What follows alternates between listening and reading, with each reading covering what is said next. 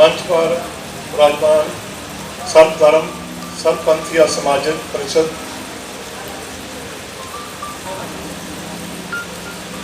और हमारे जितने भी पंथ हैं उनके मानने वाले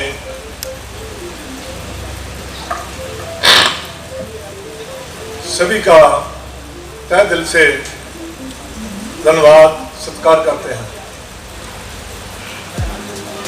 मेरे भाइयों, सर्व धर्म में श्रेष्ठ धर्म हर को नाम जप निर्मल कर्म। धर्म सबसे ऊपर वही है जो एक परमात्मा प्रभु का सिमरन करता है और निर्मल कर्म अच्छे कर्म जो परमात्मा को अच्छे लगते हैं वह करता है। जैसे भाई साहब अभी बोल के गए हैं, पर्यावरण के ऊपर जंगल कट रहे हैं, पानी खराब हो रहा है, बीमारियां फैल रही हैं, इसके लिए जिम्मेवार हम मनुष्य ही हैं। इसको सबको मिलजुल के करना होगा। उसके लिए अपने को जो धर्म का सही ज्ञान है, सतगुरु कहते हैं मत विच रतन जवाहर मानिक जे को गुर की सिख सुनी। अपने जो सोच है, अपनी जो अपन संगत करते हैं, संत जन की संगत करते हैं, गुरु की संगत करते हैं, उसमें अपने को अच्छा ज्ञान मिलता है। मनुष्य वही होता है, अगर अपन चोरों की संगत करेंगे, समग्रों की संगत करेंगे तो वैसे ही हम हो जाएंगे। अच्छे संत जनों की संगत करेंगे और अच्छे काम करेंगे, नहीं तो कहते हैं करतूत पशु की मानस जात। हमारे जो कर्म होते हैं कई बार पशु सरी होते हैं। जैसे अपन रात दिन अखबारों में पढ़ते हैं छोटी बच्चियों के साथ बलात्कार हो रहे हैं, वो कौन सी सोच है हमारी? पशु की सोच है। और रात दिन अपन इसी में भटकते रहते हैं। इसका असली कारण क्या है? आदमी को अच्छा बनने के लिए स्कूल है, कॉलेज है, मंदिर है, मस्जिद है, गुरुद्वारे हैं, गिरजाघर है, मठ है, तरह तरह के प्रवचन होते हैं। लेकिन फिर भी ये जो बुराई है ये कहां से आ रही है? दुख जो है कहां से आ रहे हैं? तो किसी ने बोला कि हर एक को एक दूसरे की जरूरत है। हर मनुष्य को, बच्चे को बाप की, माता की, बहन की, पड़ोसी की, रिश्तेदार की, सबको जरूरत है। ऐसे ही बोलते हैं कि दो मनुष्य थे, एक आंखों से अंधा था, दूसरा हाथ पांव से उसके कटे हुए थे, उसको लूला था, वो चल फिर नहीं सकता था। जो अंधा था वो देख नहीं सकता था। दोनों ने एक दूसरे का सहयोग लिया। जो अंधा था वो जो हाथ पांव से बेकार था उसको कंधे में उठा लेता, वो अपना उसको वो रास्ता बताता, वो अपना कहीं मांग के कहीं लेके अपना गुजारा कर रहे थे। एक दिन दोनों का आपस में झगड़ा हो गया, नाराज हो गए। वो बैठे दोनों भूखे मरने लगे। भगवान को उनके ऊपर तरस आया। उसने किसी अपने पैगंबर को भेजा कि जाओ जो मांगते हैं इनकी इच्छा पूरी की जाए। वो जो पैगंबर था उनके पास आया, उनको पूछने लगा कि आपको क्या चाहिए। वो बोलते आप क्या दे सकते हैं। पहले वो अंधे के पास गया, बोलते आप क्या दे सकते हैं। बोलते आप जो मांगोगे वो दे सकता हूँ। बोलता दे सकते हो। बोलते हाँ दे सकता हूँ। बोलता जो लूला हाथ पांव से बेकार बैठा है उसको अंधा कर दो। उसने अपने लिए कुछ नहीं मांगा, बोलता उसको अंधा कर दो। वो फिर उसके पास गया, बोलता अभी मेरे को प्रभु ने भेजा है, आपको क्या चाहिए? बोला क्या दोगे? बोला जो मांगोगे। बोला दे सकते हो? बोला दे सकता हूं। बोला जो अंधा बैठा उसको लूला कर दो, बेकार कर दो। और ये जो आया तो था दोनों को देने के लिए, दोनों पहले से भी बेकार हो गए। यही हालात हमारे मनुष्यों की है। हम अपनी चिंता कम करते हैं, पड़ोसी की ज्यादा करते हैं।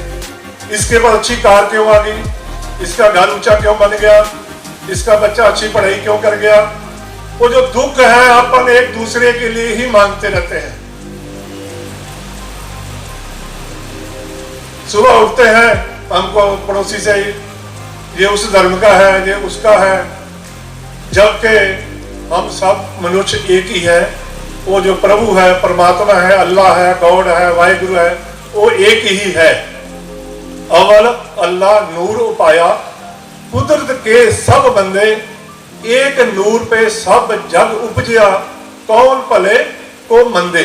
वो एक नूर से ही पूरी मनुष्यता जो पैदा हुई है, लेकिन अपन उसको, ये तो हमारे थे, ये स्कूल थे हमारे मनुष्यों के स्कूल थे, जो धर्म थे हमारे, जो हम धर्म बोलते हैं। मनुष्य को जैसे स्कूल है, हर अलग अलग स्कूलों पर बच्चे भेजते, स्कूलों में उनकी वर्दी अलग है, उनका कईयों का टैग अलग रहता है, पढ़ाई करते हैं, अच्छी पढ़ाई करते हैं। ऐसे ये हमारे धर्म बने थे कि हम मनुष्यों से अच्छी शिक्षा लेके अच्छे मनुष्य बने, जो सामाजिक काम करें, समाज में सुधार करें, समाज के लिए अच्छा करें। तो लेकिन हम ये धर्मों को ही आपस में लड़ाना चालू कर दिया कि हमारा बड़ा है, उसका छोटा है। तो अपन को ये सब भूल के सबसे बड़ा हमारा जो धर्म है, इंसानियत धर्म है। हम सबसे पहले इंसान हैं, हमको इंसानियत धर्म लेके चलना है। कहीं भी रास्ते में किसी को भी औकड़ है, मुसीबत है, भूखा है, प्यासा है, इंसान है, उसकी मदद करनी है।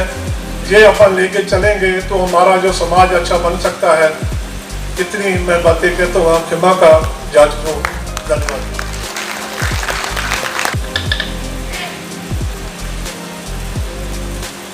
नमो तस् भगवतो अरहतो सम्मा संबुद्धस्स। जगाला शांतीचा संदेश देणारे तथागत सम्यक संबुद्ध व तसेच आपल्या या जम्बूद्वीपावर, या भारत भूमीवर तुम्हा सर्वांना अतिशय महत्त्वाचा वारसा मिळाला, तो म्हणजे संत, ज्याचा कधी लागत नाही अंत, असे ते आमचे संत व तसेच आमच्या या महानुभाव पंथातील, वारकरी संप्रदायातील, कबीर पंथातील, लिंगायत पंथातील अनेक अनेक जरी पंथ असतील, आमचे शीख धर्माचे, आमचे मुस्लिम धर्माचे, प्रत्येकाच्या धर्माचा आपण सन्मान करत, प्रत्येकाचा आदर राखत अतिशय सुंदर अशी सभा, सर्वधर्मीय सर्वपंथीय ही सभा परिषद आज इथे आयोजित केलेली आहे। सर्वप्रथम त्या आयोजकांचं मी मनपूर्वक एक अभिनंदन करतोय की मुळात अशी सभा आपल्या महाराष्ट्रात म्हणा, आपल्या भारतात लागायलाच पाहिजे। कारण सध्याची परिस्थिती आपल्या मानव समाजाला लागलेला सर्वात मोठा रोग आहे आणि या रोगावर जर कोणती औषध असेल तर हे सर्व धर्मपंथीयांची परिषदच त्या रोगावर एकमेव इलाज आहे असं मला वाटते। कारण बघा ना, थोडंफार आलं की आपण तो त्या धर्माचा, तो त्या पंथाचा, तो त्या याचा, परंतु माणूस हा कर्माला बघतच नाही। बुद्ध म्हणायचे, बुद्धांची एक छोटीशी आहे, कारण वेळ एवढा कमी आहे ना, त्याच्यात आपलं एक मत मांडणं म्हणजे लय कठीण होत आहे. आणि पण अनेक मान्यवर आहेत तिथे, अनेक चकाकणारे तारे आहेत की ते या संपूर्ण व्यासपीठ हे चकाकून सोडतील. आणि या संपूर्ण व्यासपीठावर अतिशय विद्वान लोक बसलेले आहेत. तर असा व्यापक असा व्यासपीठ इथे उपस्थित आहेत. तर निश्चित ते सुद्धा आपल्या सर्वांना प्रबोधन करणार आहेत. बुद्धांनी एक गोष्ट म्हटली होती, सप्त पापस करणं कुशलस्य उपसंपदा सचित पर्योदपनं एतं बुद्धान शासनं. म्हणजे सर्व पापकर्मापासून मुक्त राहावे, कुशल कर्म चांगले कर्म करण्याचा संचय करायचा आहे. हेच बुद्धाचं उत्तम शिक्षण घेणं आहे, हेच बुद्धाचं सांगणं आहे. आता आपण जर चांगले कर्म करायचे म्हटले, आता इकडे तिकडे बघितलं आपण, थोडस मी चंद्रपूरला वावरतो म्हणून थोडी चंद्रपूरची भाषा येईल, थोडीफार गडचिरोलीची भाषा येईल, थोडी नागपूर येईल, कारण नागपूरचा मी प्रॉपर असल्यामुळे थोडं नागपूरची पण येईल, थोडं भंडाऱ्याची पण येईल, कारण की मिक्स आहे. कारण आमची मराठी भाषा एवढी व्यापक आहे ना, त्या मराठी भाषेसारखं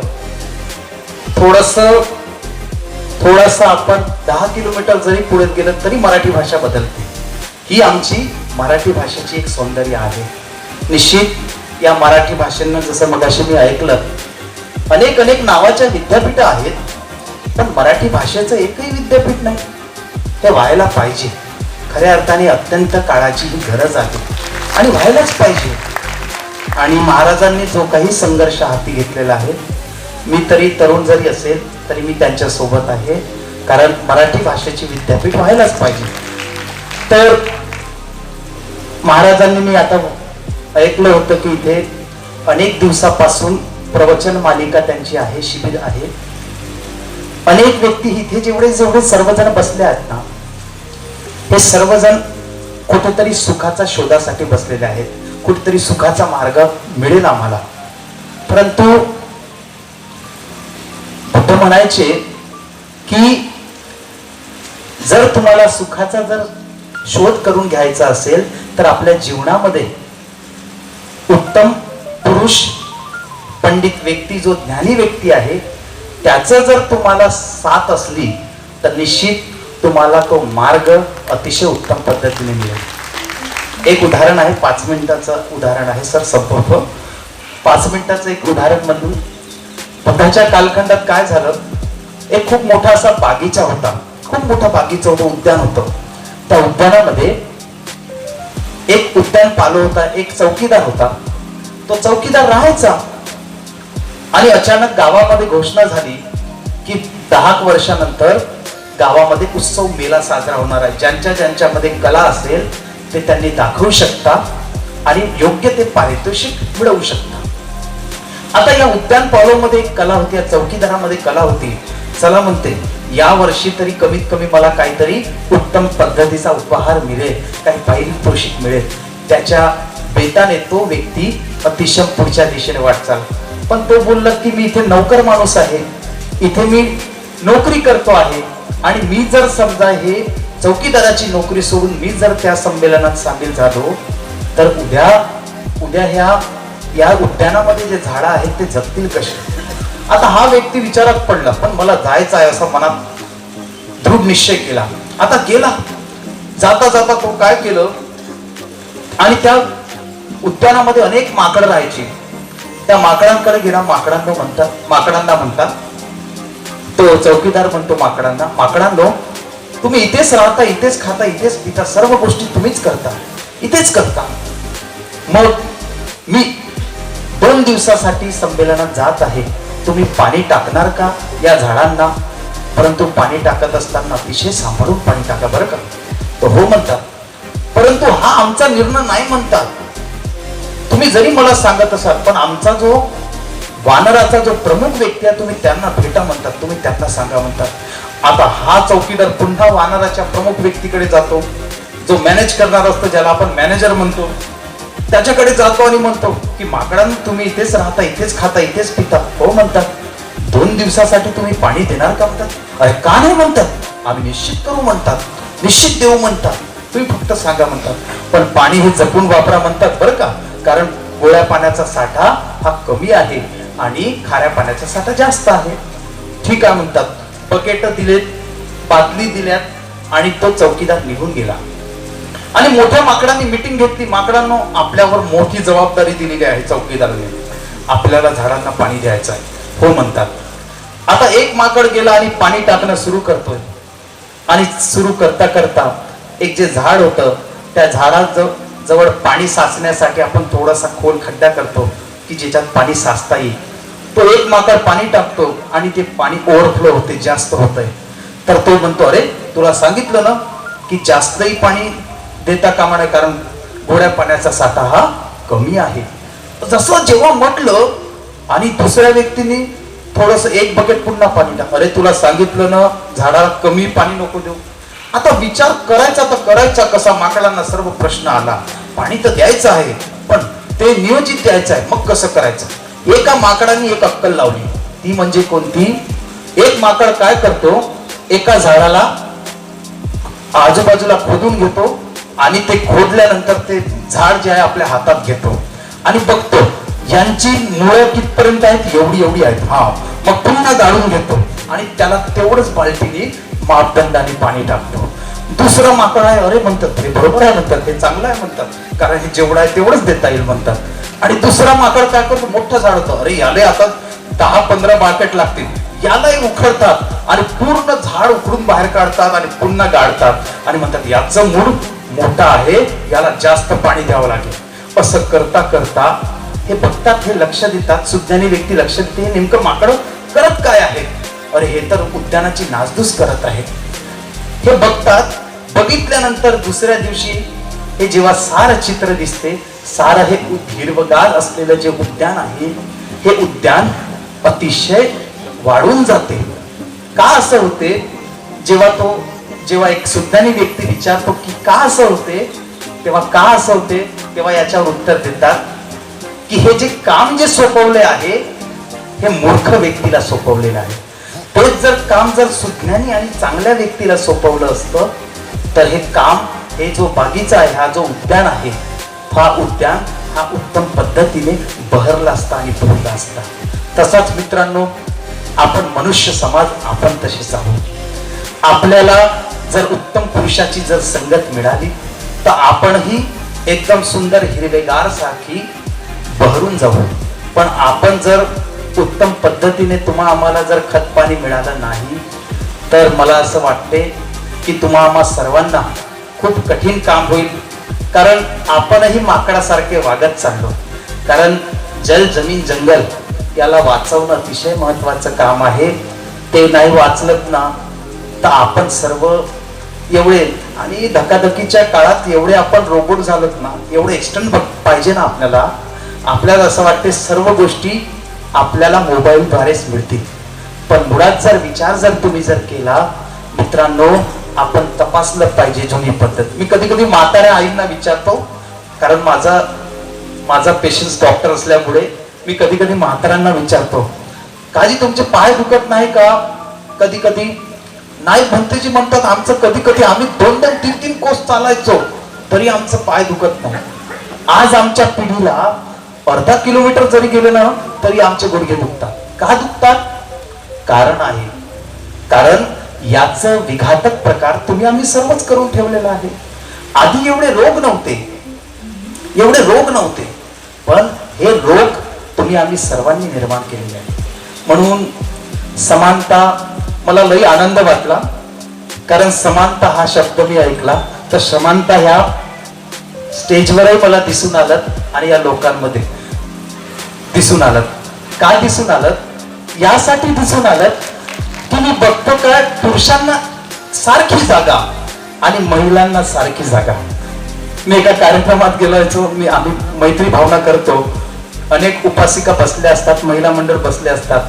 मी म्हणतो की सर्वांचं मंगल व्हायला पाहिजे, सर्वांचं कल्याण, सर्वांप्रती द्वेष हा दूर झाला पाहिजे, मोह दूर झाला पाहिजे. तर मी सर्व महिलांना बोललो की बोलता बोलता माझं लक्ष थोडंसं जास्त बारीक असतं, कोणत्याही गोष्टीवर मी लवकर लक्ष देत असतो. महिला आपापसात भांडत होत्या आणि भांडत असताना त्या जागेसाठी किरकोळ असं भांडत होतं आणि मग सहज मैत्री भावना झाली आणि मी म्हणतोय की का हो मैत्री झाली का? हो भंतेजी म्हणतात एवढी चांगली मैत्री झाली ना म्हणतात की मी तुम्हाला शब्दात कथन करू शकत नाही. मी म्हणतो हो का? बापा बापा, काही वेळा आधी तुमचे शब्द तर एवढे होते की ते मैत्रीला शोधणारे सारखे नव्हते. तर मैत्री हे चित्तात उत्पन्न झाली पाहिजे, आपल्या मनात उत्पन्न झालं पाहिजे. तुम्ही सर्व इथं जमला आहात माझ्या बंधू आणि भगिनींनो, सर्वजण जमला आहात. महाराजांनी खूप अतिशय परिश्रमातून रक्ताचं पाणी करून तुम्हा सर्वांना अतिशय उत्तम मार्ग दाखवण्याचा जो काही प्रयत्न केलेला आहे, त्यांचा प्रयत्न हा अतिशय मोलाचा आहे, अभिमानाचा आहे. तो तुम्ही त्याचा विचार करून जर वागलेत ना, तर हे जे काही त्यांचं 45 दिवसाचं जे काही प्रबोधन आहे ते शक्य होईल मला असं वाटते. आणि समानतेच्या माध्यमातून मी एक संदेश देतो, कारण मी चिमूर तालुक्यात असतो, गुरुदेव सेवा मंडळांमध्ये मी अतिशय काम करत असतो.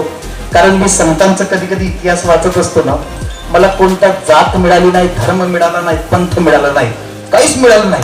त्यांनी फक्त एकच संदेश दिला, तो म्हणजे समानतेचा, बंधुतेचा, न्यायाचा हा संदेश दिला.